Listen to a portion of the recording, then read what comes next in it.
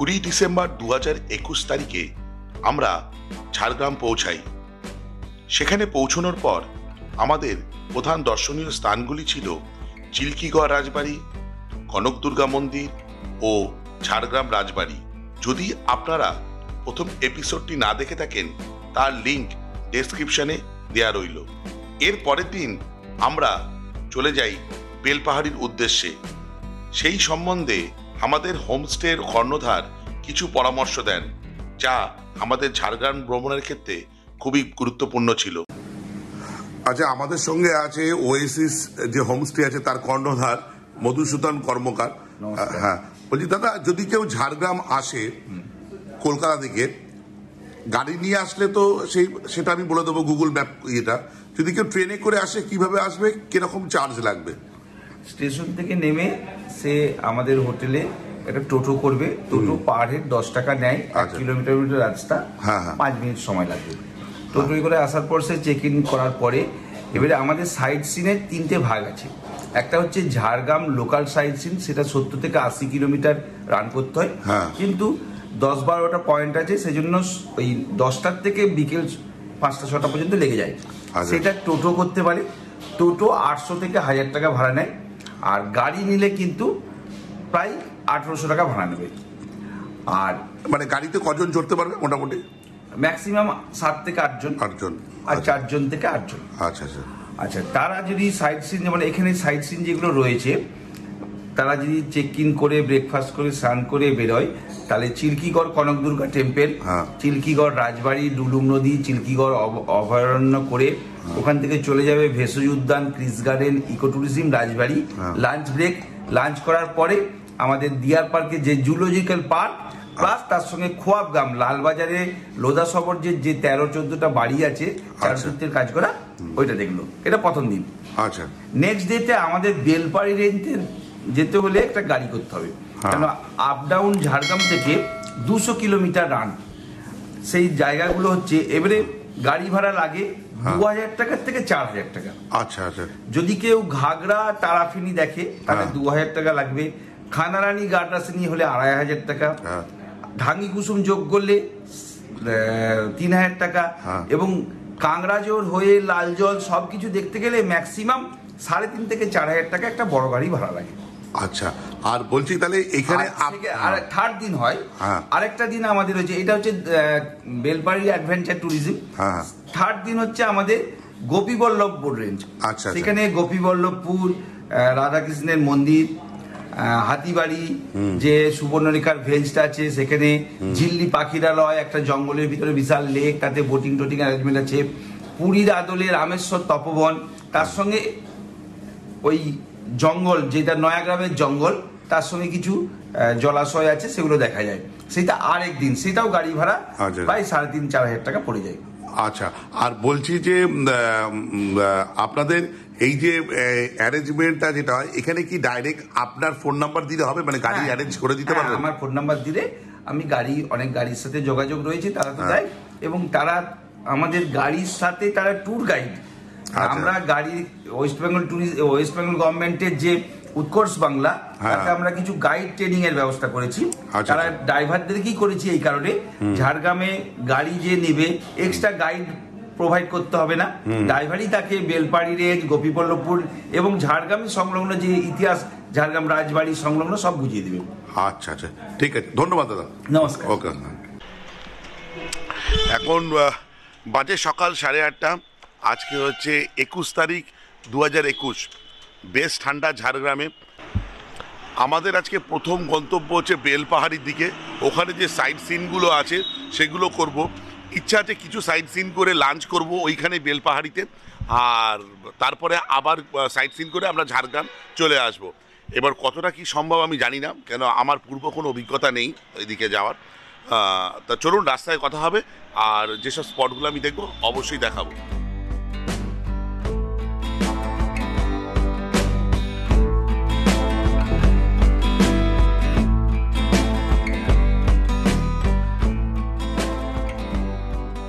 আচ্ছা, ঝাড়গ্রাম থেকে 27 কিলোমিটার দূরে আমরা একটা জায়গায় আসি, যেটা শিলদা থেকে 8 কিলোমিটার ভেতরে। এটা আপনারা গুগল ম্যাপে দেখলে পাবেন হচ্ছে কালিয়াম বলে একটা জায়গা। এই জায়গাটা পেছনে যে জলাভূমিটা দেখছেন, এইখান থেকে কিন্তু আগে স্টোন বা পাথর তোলা হয়েছিল, এটা একটা খাদান, সেটা জল জমে এই খাদানটা তৈরি হয়েছে। একটু জাস্ট দেখাই আপনাদের, এই দেখুন পুরো জায়গাটা দেখুন, এইটা প্রায় 80 ফুট গভীর। সব জায়গায় গভীরতা সমান নয়, অনেকে কিন্তু এই জায়গাটায় আসে না। বা এই জায়গাটা আমাকে যে সন্ধান যে দিয়েছে, আমি যে হোটেলে আছি বা হোমস্টেতে আছি ওয়েসিস বলে, সেখানে একটি ছেলে কাজ করে সোমনাথ বলে, ও দিয়েছে। ও ছোটোবেলায় নাকি আসতো। দারুণ জায়গাটা, আপনারা অবশ্যই আসবেন।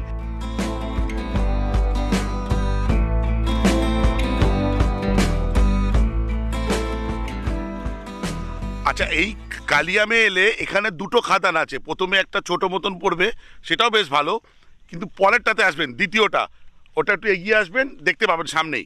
গাড়ি নিয়ে যদি আসেন তো ভালো কথা, যদি গাড়ি ভাড়া করে আসেন তো গাড়িওয়ালাকে বলবেন অবশ্যই যেন এইখানে নিয়ে আসে। এটা কিন্তু দারুণ জায়গা, দারুণ। জলের কালারটা একদম ব্ল্যাক, আর এখানে একটা অসাধারণ অনুভূতি হচ্ছে। দেখুন পাথর খাদানটা বিশাল বড়, বিশাল। ওইদিকে আগে একটা আছে, কিন্তু এটা সবচেয়ে বড়। একটু জাস্ট আপনাদের দেখাই, এদিকে দেখুন, এই দেখুন, এটা শিলদা থেকে 8 কিলোমিটার ভেতরে ঢুকতে হবে।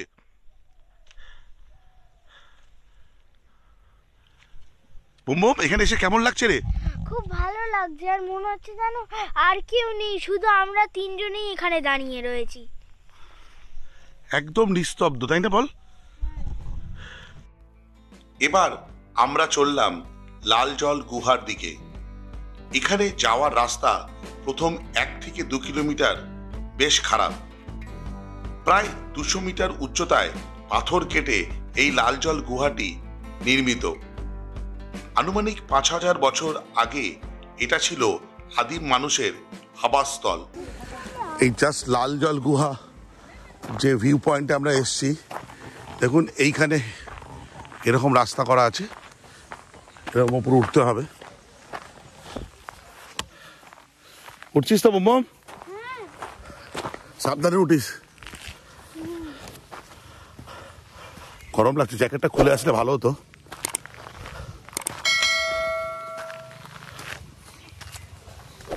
রাস্তাটা একবার দেখাই আপনাদের। এখানেই বুমবুম নামার সময় পড়ে গিয়েছিল, যাতে ওর অনেকটা ব্যথা লাগে। একটু ওপরে উঠেই রয়েছে এক দুর্গা মন্দির, যা ওই সময় বন্ধ ছিল।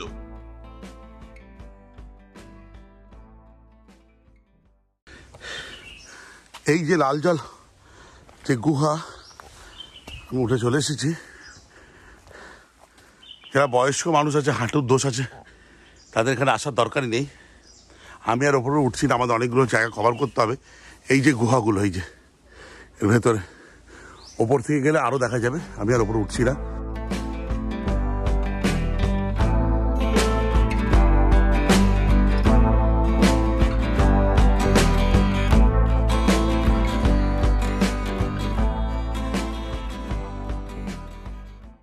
এই দেখা দেখি, বুম বুম পড়ে গিয়ে ওর হাত কেটে গেছে। লাল জল গোয়ার ওখান থেকে পড়ে গেছে কিছুটা। হ্যাঁ, এই যে রক্ত বেরোচ্ছে, এই যে।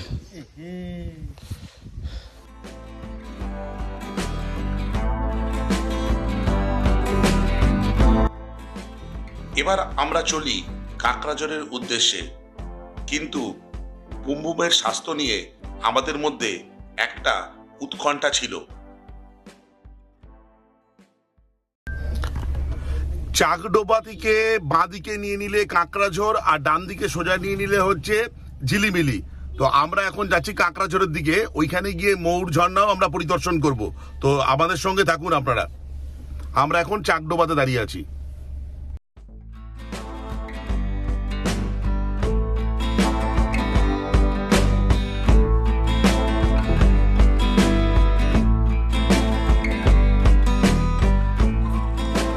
আরে দেখুন, আমরা ময়ূর ঝর্ণা দেখতে এসেছি।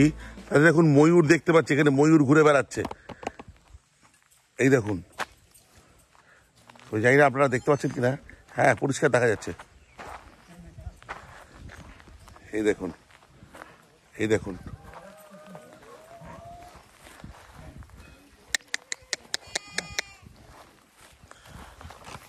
ময়ূর ঝর্ণার এখানে এসে ঝর্ণা তো দেখতে পাইনি, কিন্তু ময়ূরের দেখা পেয়ে গেছি।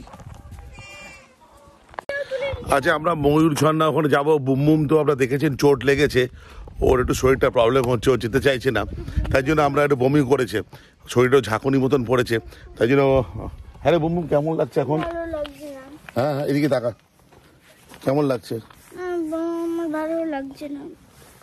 ওর ভালো লাগছে না, তাই জন্য ময়ূর ঝর্ণাটা আমরা আপাতত যাচ্ছি না, গিয়ে দেখি কাঁকড়াঝোড়ের দিকে যাই, কারণ আমাদের অনেকগুলো পয়েন্ট এখনও বাকি। দেখেছি বেশি হাঁটাহাঁটি হলে আমরা সেই পয়েন্টগুলো কভার করব না।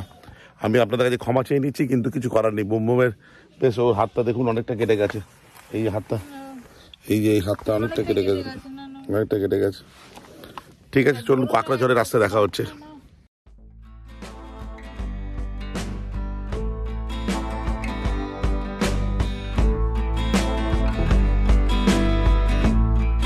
প্রকৃতি প্রেমীদের জন্য কাঁকড়াঝড় একটি মনাকর্ষক স্থান।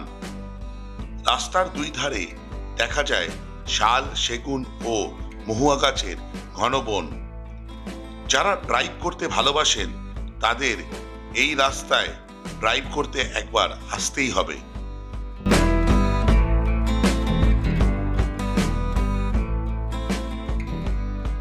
আচ্ছা, আপনারা কাঁকড়াঝোড় আসলে কাঁকড়াঝোড়ের জঙ্গল বা পথ অনেকেই ছবি তোলেন, অনেকেই যান, সেই ট্রেলটা আপনারা সবাই উপভোগ করেন।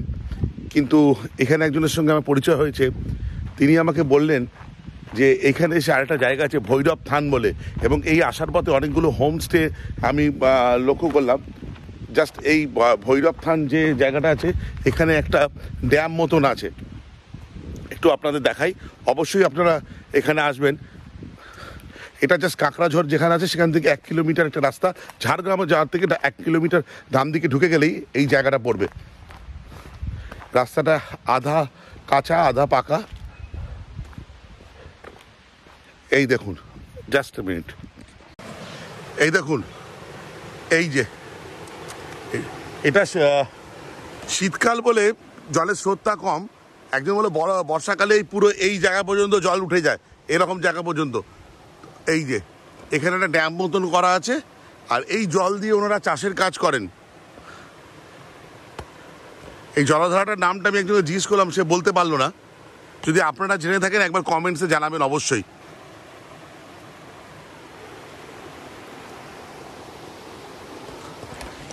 এবার তাহলে একটু চলুন ভৈরবের মন্দিরটা একটু দেখে আনি। আচ্ছা, এই যে ভৈরব থানে হচ্ছে যে ভৈরবের মন্দির, এখানে ওনাদের পুজো হচ্ছে। আজকে আমি আর কাছে যাচ্ছি না, তো আজ বলছি 7টা গ্রামের অধিবাসীরা মিলে এই পুজোটা হচ্ছে, আর পুজোর যে ভোগ তৈরি হচ্ছে ওইখানে দেখতে পাচ্ছেন না তো, এই যে। আপনারা যারা এখানে আসবেন কাঁকড়াঝোড়ে, অবশ্যই এই ভৈরব থানে আসবেন। এই যে ভৈরব দেবের মন্দির এদিকে আছে, আর এই দিকটা আছে হচ্ছে আপনার ড্যামটা, অবশ্যই তাহলে আসবেন।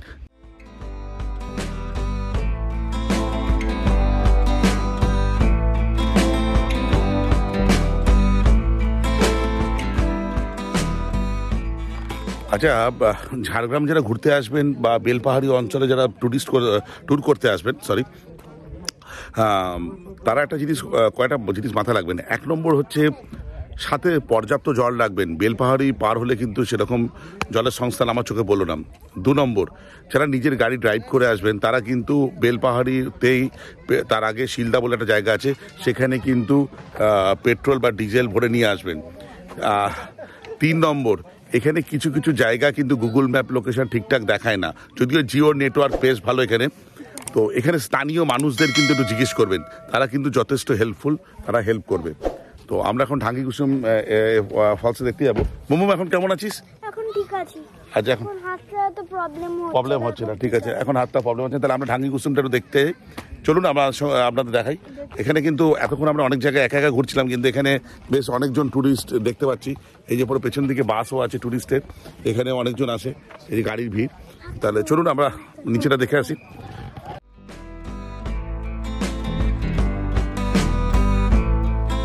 ঢাঙ্গি কুসুম যাওয়ার হাঁটা পথটি কোথাও চড়াই আবার কোথাও উতরাই। পার্কিং জায়গা থেকে প্রায় 700 থেকে 800 মিটার দূরে এই ঢাঙ্গি কুসুম ওয়াটারফলস। এই ঢাঙ্গি কুসুম ওয়াটারফলস দেখুন কি অবস্থা, কিছু করার নেই। ডিসেম্বর মাসের 21 তারিখ 2021, ঠান্ডায় জল এরকম পাবে কোথা থেকে? এটা যদি বর্ষাকাল হতো দারুণ হতো। এই জলধারাটা নিচে নেমে গেছে। আচ্ছা, এইখানে থেকে আর বেশিক্ষণ সময় নষ্ট করবো না, তা চলুন মানে পরের গন্তব্য যাই। আমার মনে হয় এবার লাঞ্চ করে নেওয়া উচিত। আমরা বেলপাহাড়ি যাই, লাঞ্চটা করে নিই, তারপর বাদ বাকিগুলো কভার করবো। আমরা এখন খানদারানি যে লেক দেখতে যাচ্ছি, তার রাস্তাটা দেখুন বেশ খারাপ। আমরা গাড়ি নিয়েই যাচ্ছি, গুগল বলছে প্রায় 2 থেকে 3 কিলোমিটার।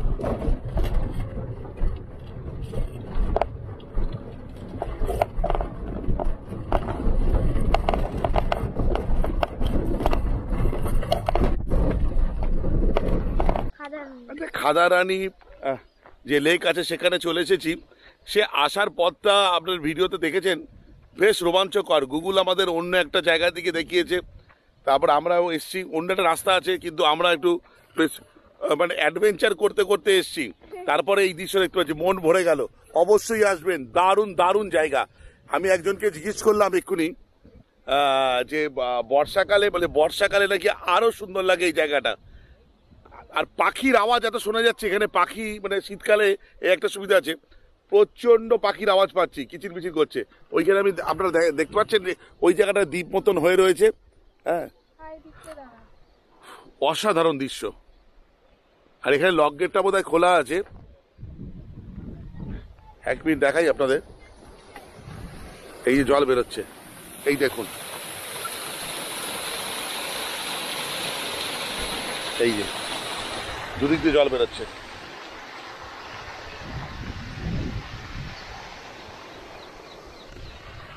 ঝাড়গ্রামে যা মোটামুটি প্লেস আমি এক্সপ্লোর করছি, এটা কিন্তু অন্যতম সেরাদের মধ্যে একটা।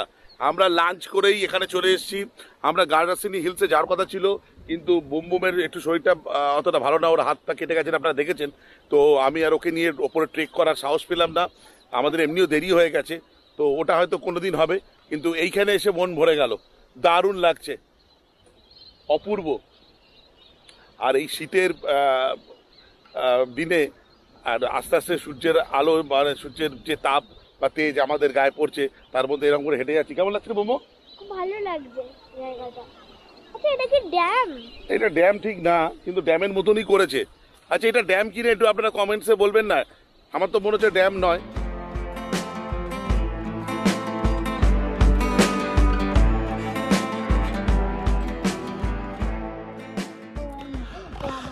আপনারা যারা কাকড়াঝড় আসবেন অবশ্যই কিন্তু এই জায়গায় ফটো সেশন করবেন। এইখানে কিন্তু ফটো সেশন করতেই হবে, দারুণ দারুণ। আর যারা ড্রাইভিং ভালোবাসেন তারা কোনোদিন এই রাস্তায় গাড়ি চালানোর স্মৃতি ভুলতে পারবেন না। আমার তো মনে হচ্ছে আমি কেন বাইকটা নিয়ে এলাম না, এই রাস্তায় বাইক চালাতে ইচ্ছা করছে। শুধু রাস্তাটা দেখুন, অসাধারণ। এদিকে পরিবেশ পুরো জঙ্গল একদম। এটা বর্ষাকাল এলে কিন্তু দারুণ হতো। বর্ষাকালে এলে কিন্তু আরও মানে সবুজের বাহারটা আরও বেশি হতো, কিন্তু কিছু করার নেই। ডিসেম্বর মাসে আমি এসেছি, কিন্তু এই রাস্তায় গাড়ি চালানোর অভিজ্ঞতা অসাধারণ। আপনারা যারা কাকড়াঝড় আসবেন এই রাস্তা দিয়ে দেখুন, বুমবুমকে দেখুন, এই দেখুন এই দেখুন এই দেখুন এই দেখুন কি করছে, এই দেখুন ওরা দুজন। আমরা বাচ্চা হয়ে গেছি। দারুণ লাগছে, দারুণ দারুণ। এই রাস্তায় এসে অসাধারণ স্মৃতি।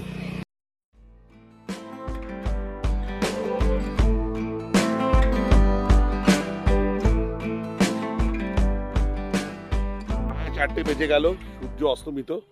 আমি জানি না এখনো ঘাগরাটা বাকি আছে আমাদের। তো এই হচ্ছে তারাফেনী নদীর উপরে তারাফেনী ড্যাম। একটু দেখুন এইটা, এই যে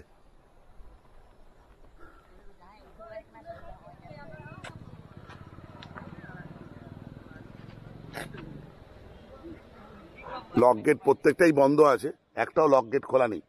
একটু ড্যামের ওই দিককার দৃশ্য একটু দেখিয়ে দিই আপনাদের।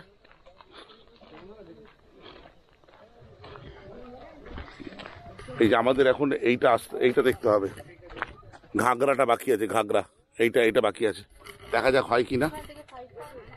এখান থেকে প্রায় 5.5 কিলোমিটার দূরে, যাওয়ার পথেই পড়বে। তারপর তো আমরা ওখান থেকে বেলপাড়ি হয়ে আবার ঝাড়গ্রাম ফিরে যাব। এরকম দৃশ্য।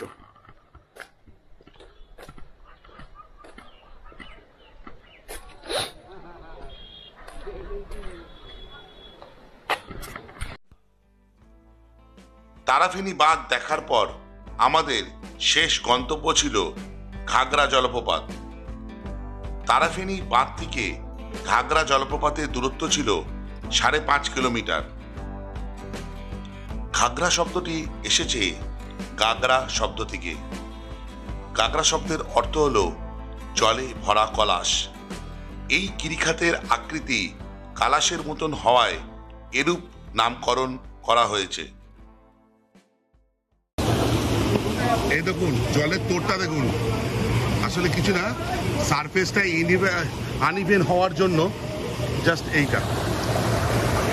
এটা বর্ষাকালে কিন্তু দুর্দর্শ থাকে, দেখার মতন। এখানটা দেখুন, মানে এই যে পাথরগুলো যেগুলো আছে, আমি এটা দেখাতে পারছি কিনা, পাথরগুলো যেগুলো আছে এগুলো একটা ক্যানিয়ন টাইপের তৈরি হয়েছে, তাই জন্য এইগুলো বেশ দেখতে ভালো লাগছে। আর জলের ফোর্সটা দেখুন, শীতকালেও খারাপ না, বর্ষাকালে আসলে কিন্তু দারুণ লাগবে, অসাধারণ। প্রকৃতি তখন যেন উজাড় করে দেয়।